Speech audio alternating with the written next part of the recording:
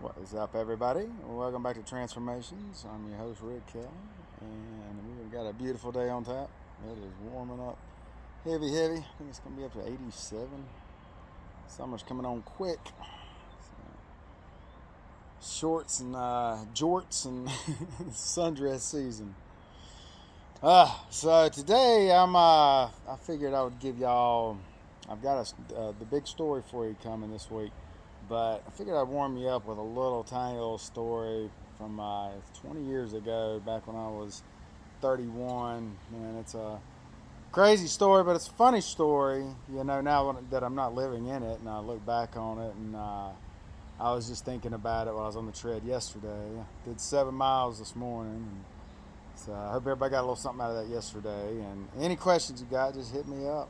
Um, So I'm gonna take you back in time to it was 2002. It was 20 years ago, and I had my own apartment with a girl, and I was drawing unemployment at the time. This was after I'd worked on the towers downtown, and I was knee deep into drug addiction, and so I had been on a binge, smoking crack for a freaking week probably, and I had it had come up on my birthday, and I had come back to the house after I'd been running around, whatever, and I got the mail, and I got a letter from my son, and my grandmother had, had him made a birthday card for me, and I'd been out of my son's life. My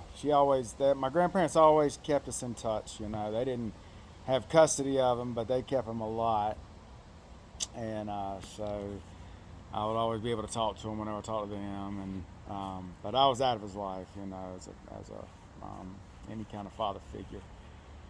And when I got that letter, it completely broke me. I mean, it morally, I lost it. I just couldn't cope with who I was at the time and what was going on. And so I'd been, like I said, I'd been on a bender and drinking heavy, heavy, heavy, heavy. So it was like the afternoon when I'd seen that, and I kept on using and everything until the evening, and it had gotten late, and I started getting real crazy, rambunctious, whatever, and people had called the police on me for disturbing the peace. I guess I was knocking holes in walls and running around, just acting crazy, just losing my mind basically. And I'd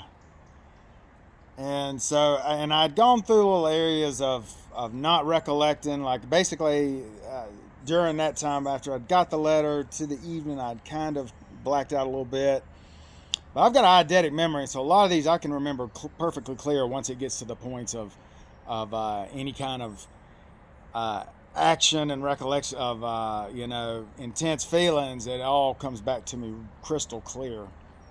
And so anyway, we were outside, and the police were out there. It was probably a dozen police standing around. They were trying to calm me down and everything, and I was making threats and just going off.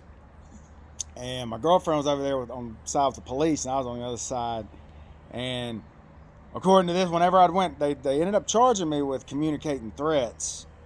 And whenever I was in the court on that charge, that was the only charge I ended up walking away with. I'm going to skip to this part and then go back.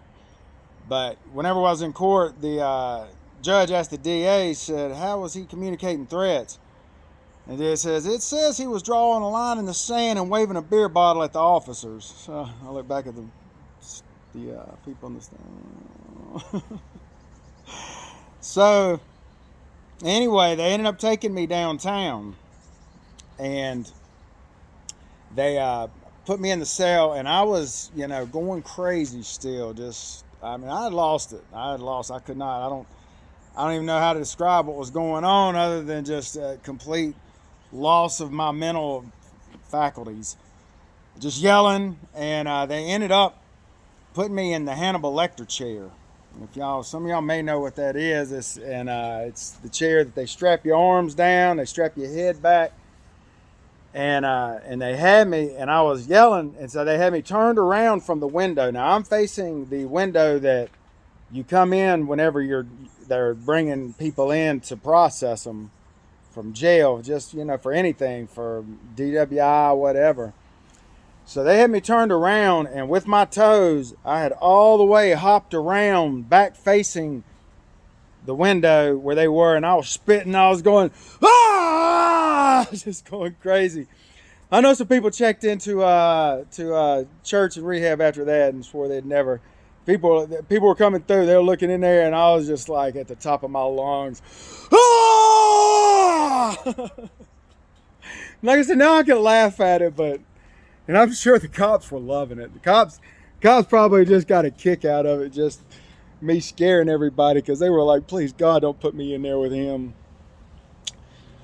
And so anyway, jumping back, yeah, they had whenever that happened, I drew the line in the sand, and I was like, go ahead and cross on over here. And about that time, they pulled out those taser guns and guns, everything all on me, and my girlfriend jumped on, don't shoot him.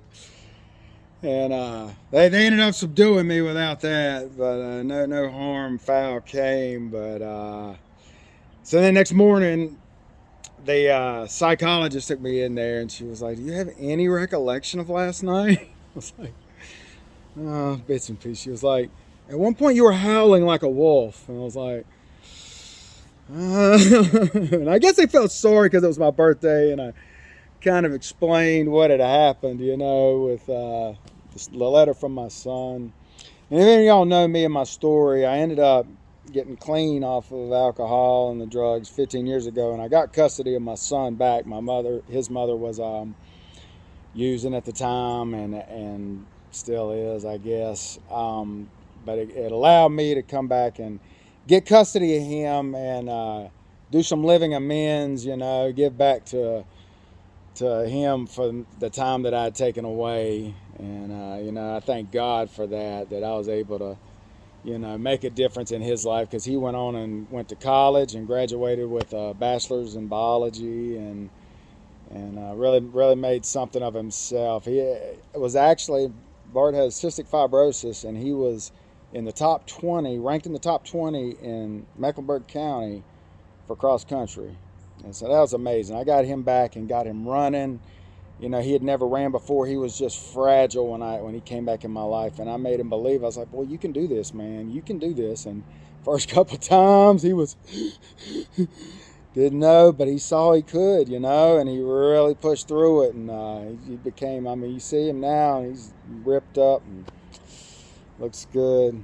But anyway, that's a little funny one about me that I figured it'd lead into the other ones. And a lot of y'all, like I said, I am a habitual violent felon, but when I get into these, you're going to see that I'm not as bad as that term sounds, I don't believe, anyway. A lot of it was circumstantial stuff that really, made the charges look bad, worse than they were. And but I was saved. I was facing major time, at times. So I am going to get into those, and hope y'all enjoy the time with me. If y'all need anything, hit me up. Hope y'all have a great day. Much love to you, and I'll see you tomorrow.